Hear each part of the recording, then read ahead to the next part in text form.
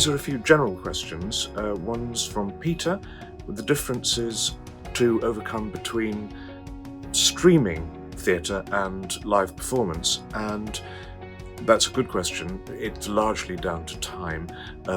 If we had longer, then we would probably do it differently, but in this case, we had a very, very short period of time to record both shows.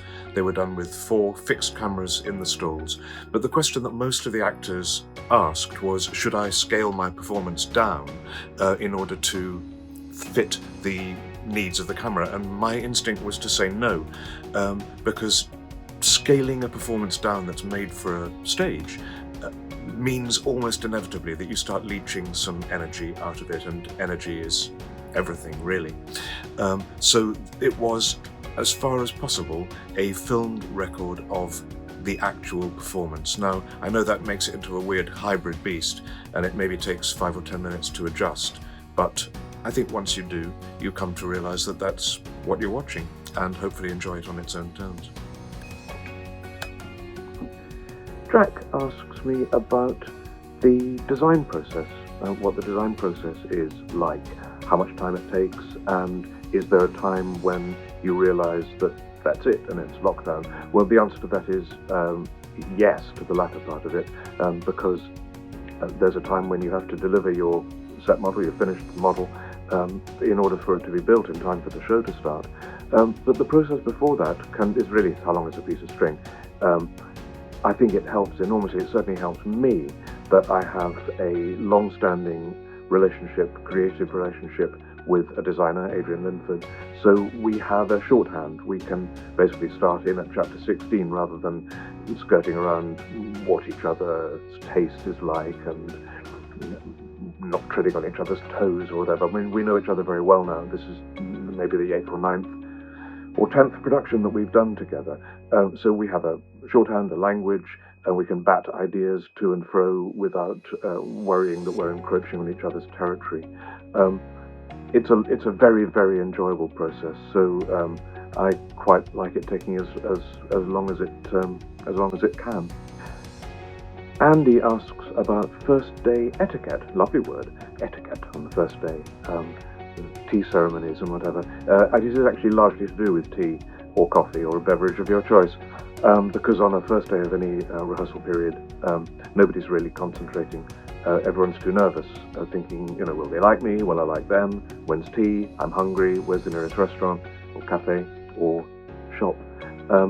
So you have to do something which starts the ball rolling of getting a room that is relaxed enough for people to feel comfortable inside, but also concentrated enough for people to know that there's hard work ahead, because by and large a rehearsal period is very concentrated. We don't have a massive amount of time outside of the subsidized sector. It tends to be 3 weeks, 4 if you're lucky, to do a complicated play that maybe at the National or the Royal Shakespeare Company you'd have 8 or 10 weeks to do. So concentration, hard work, punctuality, all things to knuckle down and concentrate on. There's a standard process whereby you hang around meeting and greeting all the people that you probably then won't see again for a few weeks, people from different departments, different creative departments, technical people, co-producers maybe people who put some money in, and then traditionally there's a read-through. I know some directors don't like that. I do, because it's the first time that the play is out of your head and out of your mouth.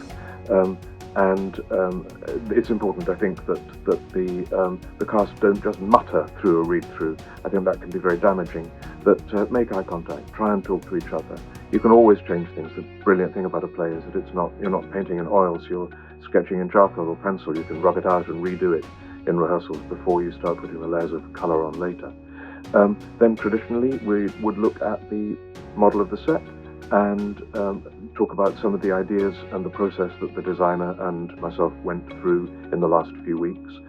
And then what I tend to do is unpack some of the research that I've been doing. It's partly to hopefully allow the actors to think, oh, he does know what he's doing, partly to allow their brains to go into kind of free association so they don't have to come up with anything tremendously hard themselves on the first day. But also for me to, again, start putting into the room the things that I'm concerned about, the things that I'm thinking about. So raw material for the play. Depending on the age of the cast, the nature of the play, the size of the cast, there may well be some games or exercises. With a classical play, Shakespeare or Jacobean, I would certainly do that. With a more modern play, it would tend to be more discussion-based.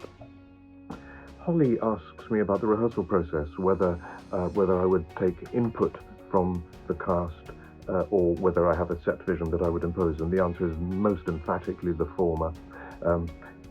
You're making a piece of work with 8 or 10 imaginations in the room. You'd be a megalomaniac to think that it's only just down to one imagination. That would be ridiculous.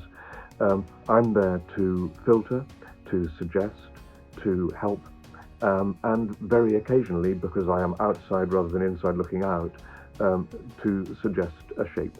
For instance, The Habit of Art begins with 5 minutes of what should look like complete chaos, where everybody arrives in the rehearsal room and everyone has their own agenda and goes about their own business before the order of the day starts and they settle down to rehearse.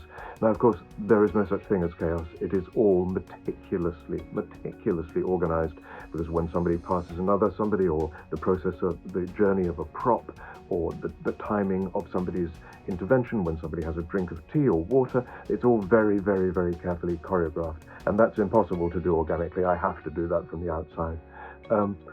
But the rest of the process, I would like to think, is as organic as possible, with the proviso, I suppose, that the buck stops with me.